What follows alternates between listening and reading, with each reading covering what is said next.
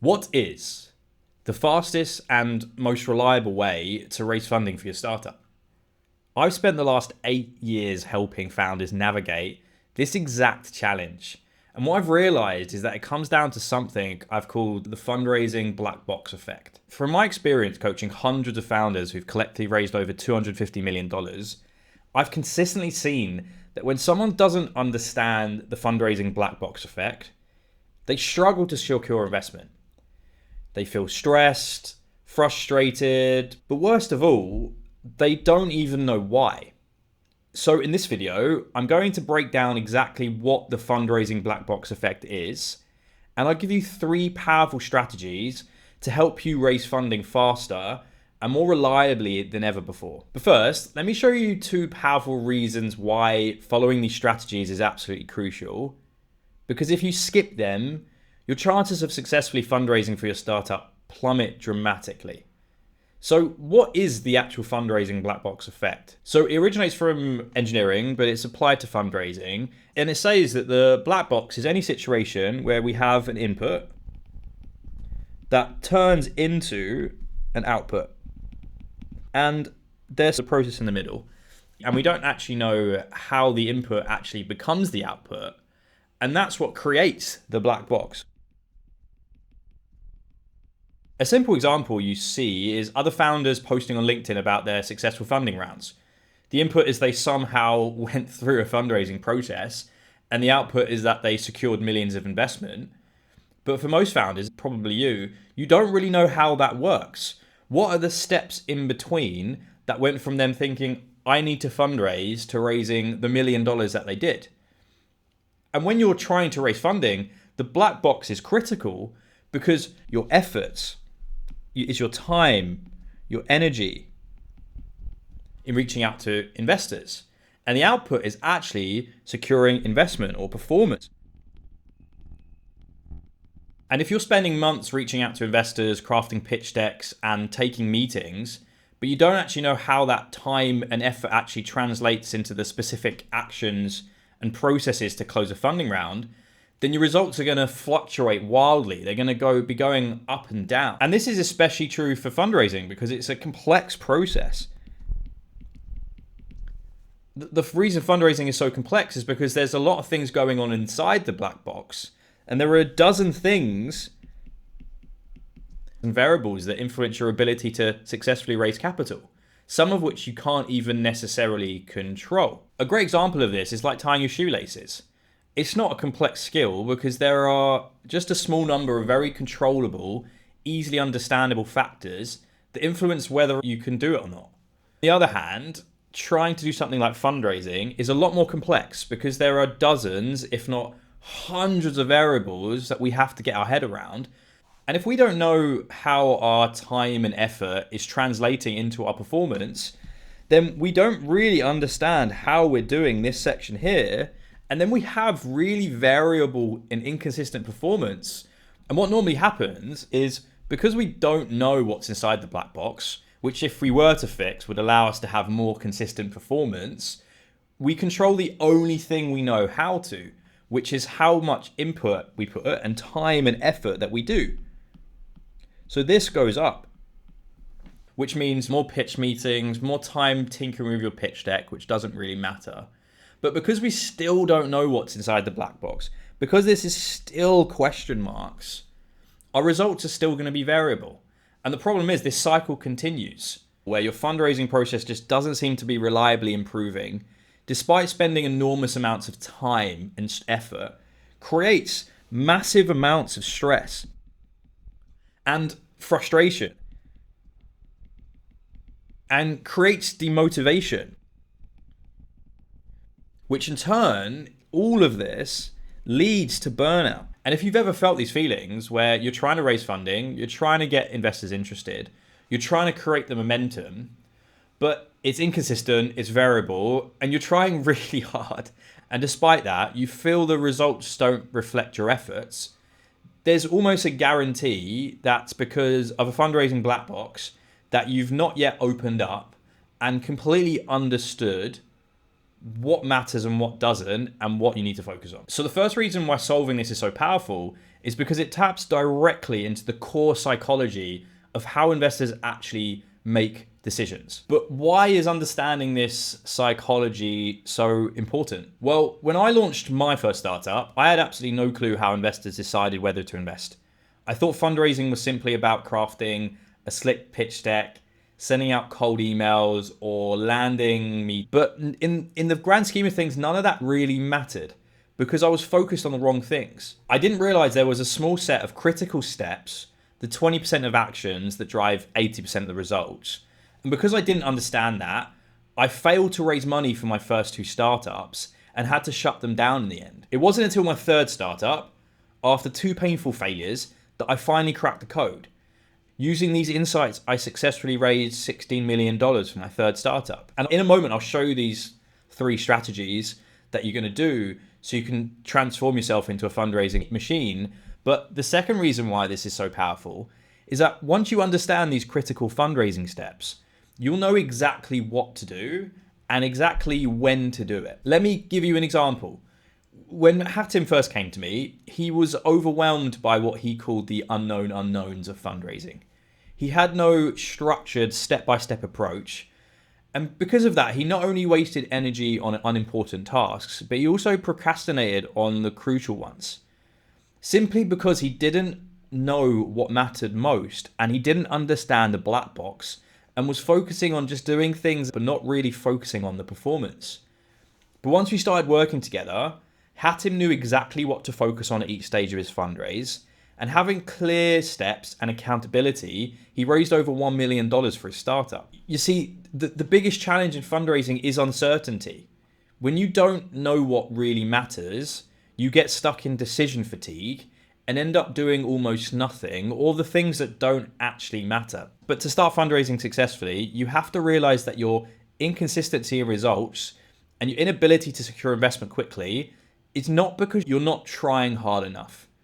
It's because this black box here has stayed closed, and it's staying closed because you don't understand what you need to do. That should change the way that you approach fundraising entirely, because the faster and sooner you open the black box, you understand what's in it, the faster you raise funding successfully, and you can do it more effectively, efficiently, and in less time as well.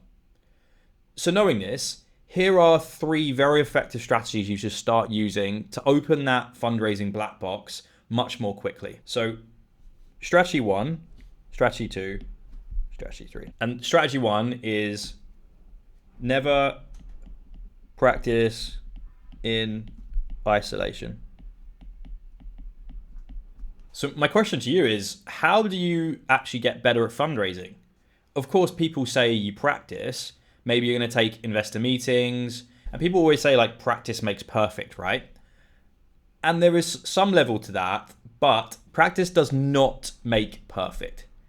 Practice only makes perfect when you're fundraising in the right way and then learning from those interactions, reflecting in the right way, and then realizing which changes you need to make for your next conversation.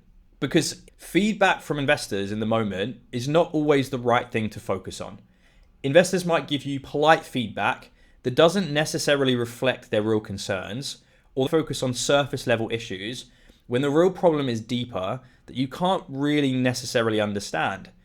Not only that, but you only have one chance with them. So you don't want to burn the bridges of the ones that you care about. The much better way of understanding what's working and what isn't is actually recording your investor meetings, having a setup to make sure you're practicing and simulating those pitches, and looking back yourself and see what's really happening in your funding round. Because when you record your calls and review them later, you can see the patterns that weren't obvious in the moment.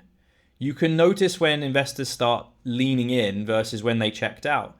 And you can identify the exact moments when you lost their attention or when they became genuinely excited. That's why you need to record and review and simulate pitches. Because this self-analysis allows you to reflect in the right way and really hone in on what you're doing well and what needs improvement. So yes, the volume in investor meetings matter, of course. That's your input. You need to not have zero investor conversations. But once you get to a point where you're having a reasonable number of meetings, more meetings aren't necessarily just going to improve your fundraising success, because you need to deeply understand the different types of wording, how you're conducting meetings in a really specific way to understand what works or what doesn't. So never practicing in fundraising in isolation means we're shifting focus away from just volume of meetings towards making sure that every interaction we have is always paired with systematic reflection to make sure you're honing in on exactly what people care about and how we make your funding round the most successful thing. Just by reflecting more systematically and extracting more observations and insights from each conversation, that'll help you as you go through. And not only for this funding round, but for every single one that you do in the future. So while it's common for founders to schedule investor meetings, it's uncommon to see someone putting aside time to record, review, and then reflect on their fundraising interactions in the right way, in their prep work, and before they do their funding round properly. And FYI, if you're on a similar journey and fundraising is one of those complex skills you're trying to get better at, and you want to know what are some of those insights and observations I've made in my years of helping founders navigate the fundraising black box, then you may want to check out my weekly newsletter where I distill together these observations and the things that I wish I knew years ago that would have made a difference to my fundraising success. The newsletter is completely free and focuses specifically on helping you solve the fundraising black box and know exactly how to navigate each state of your fundraise. Once you get it as well, you'll get 3 different free AI tools to really help you with your funding round, whether it's finding investors, building out your narrative in the right way. I'll leave a link in the description below for you to check it out. But when I was learning to fundraise with my first startup, I spent countless hours taking meetings without this systematic reflection. And that means the black box was still closed. But once I started recording my investor conversations and dedicating proper time to analyze them, I learned and improved more in probably 2 to 3 weeks than I had in the 4 to 5 months before that combined. But the thing is, practice is not enough. There's another crucial factor that we have to do to solve this black box problem. Otherwise, you'll just waste hundreds of hours trying to raise and never get anywhere. So here's strategy number 2. You have to shift from random fundraising to targeted fundraising. Because whenever we take an investor meeting, what we're basically saying is we think that we can present our startup a certain way and invest time and effort, and we think it's going to achieve a certain type of response and outcome. We want to see how close we were. But if we pitch and expect a certain outcome and don't get that outcome, it means our understanding of what's inside the fundraising black box was incomplete or incorrect. But here's what most founders miss. You need to focus on targets in fundraising because you're going to find the bottlenecks once you do this. And once you identify your specific bottlenecks, you can focus on really building out your fundraising process in the right way, because then you actually know which inputs matter. One of the first things that we do is we go through a traffic light system of understanding what are your actual bottlenecks and what do we need to focus on. Now, there are 2 ways that we can approach investor meetings and fundraising as a whole. Random fundraising means we don't have a clear idea about why we're doing things, the way we're doing them. We're just going to pitch and see what happens. If it's not what we expected, what does that tell us? Usually if you do random fundraising, the answer is, I don't know. All I know is it didn't work. Obviously something wasn't working, but it's very hard to pinpoint what you can change and make it better next time. Now, what happens there is random fundraising leads to random results, which leads to very slow progress, which usually leads to you not actually successfully raising for your round.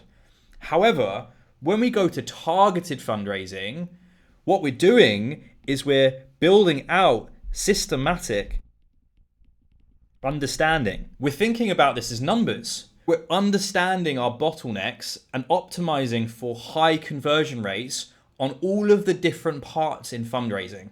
Whether that's how do we actually get investor meetings or building our connector list, whether that's how do we convert investors from first meeting, second meeting onwards, or how are we doing our process.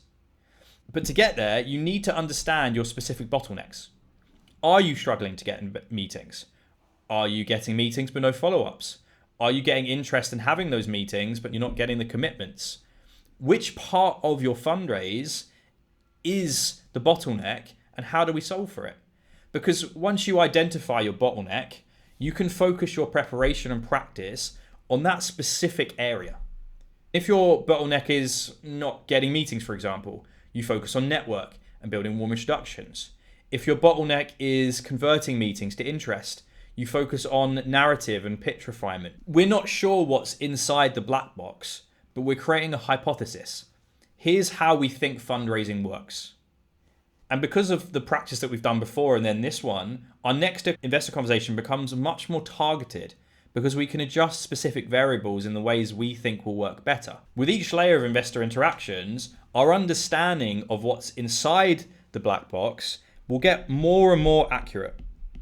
And that's what we're really trying to do. Now, the best analogy I can give about random versus targeted fundraising is actually playing Wordle. If you're not familiar with Wordle, you've got these blank slots that are 5 letters, and you're trying to guess what this word is. So let's say, for example, that we think that this may be house. And we click it, and what we find out is that there's no H, no O, no U, no S, but E is in the right spot. So then what we think about is, what do we think of the next word? And we think of plane. And what we see is that there's no N, there's no L, there's no P, but A, there is correct, but it's not in the right spot. So then we think about, okay, what else can we think about? So then we think of barge, because we know that A is something, there has to be an E at the end,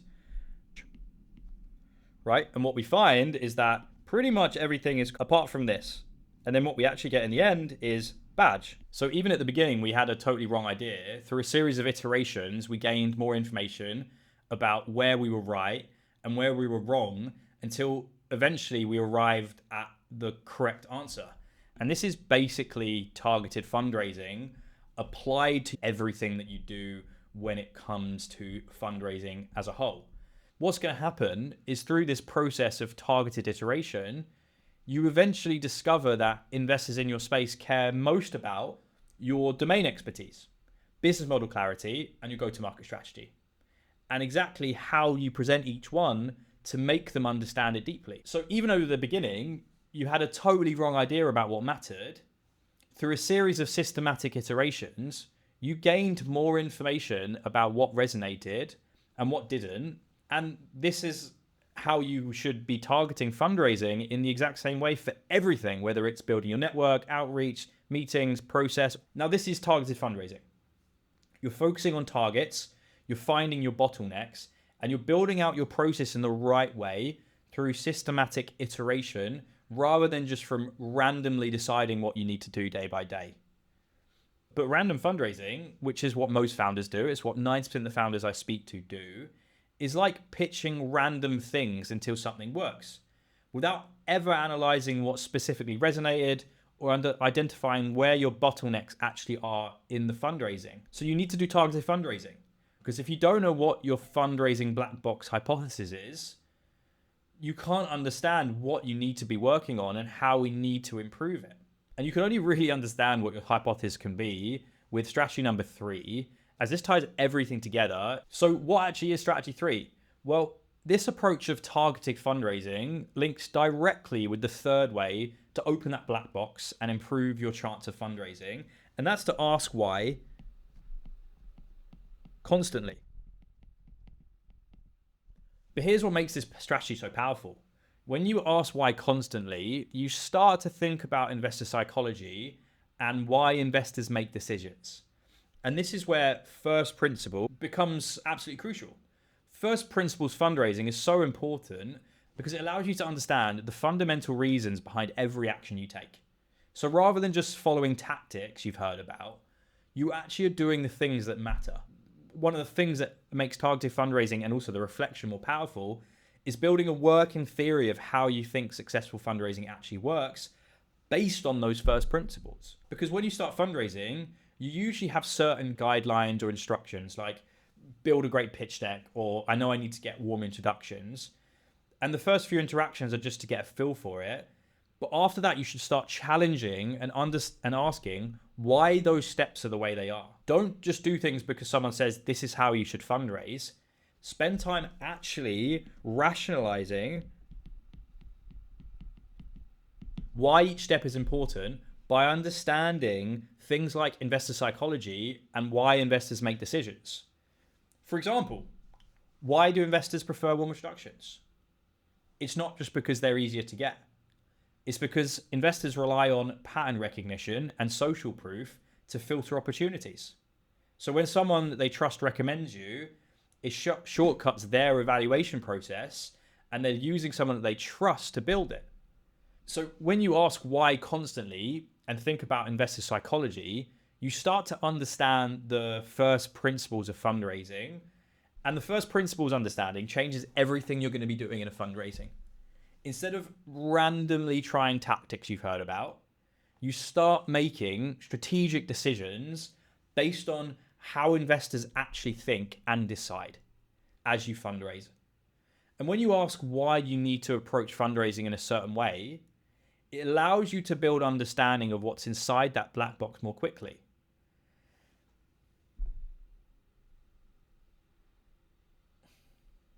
And more importantly, when you actually inevitably don't get the investor responses you're getting, it allows you to then troubleshoot and then practice in the right way to self-adjust more effectively. And here's where you can really see the difference between founders who struggle to raise funding and those who actually can secure investment quickly. The founder who struggles feels like they need to take lots of investor meetings to improve.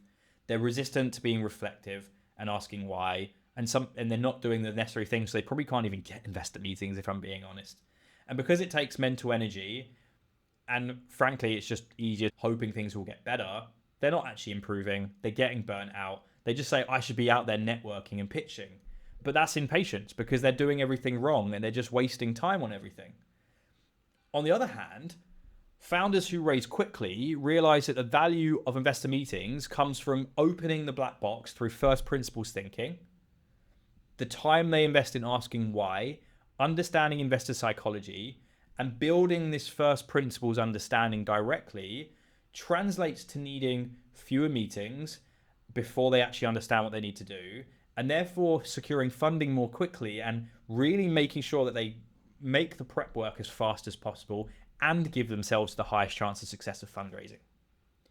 And the powerful thing about asking why constantly is it reveals even more black boxes that would have otherwise stay hidden that you didn't even realize it. And because you don't understand that fundraising is fundamentally about iteration improvement, you try and just strong will yourself into that, and you don't actually work on the nuances of how you do that. And I often find that investors who genuinely struggle to raise funding have personal habits and tendencies that prevent them from networking the right way to get warm introductions or pitching in the way they need to open the black box at all, because they haven't developed the first principles understanding of what actually drives investor decisions.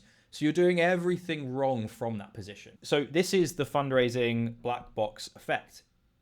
And these are the three strategies that you can open the black box effect more effectively and more quickly. And look, fundraising is a complex skill. And if it's a complex skill that you're trying to master, then I recommend checking out this video here, where I explain the AIR framework for building your investor network and how you can become a more effective fundraiser.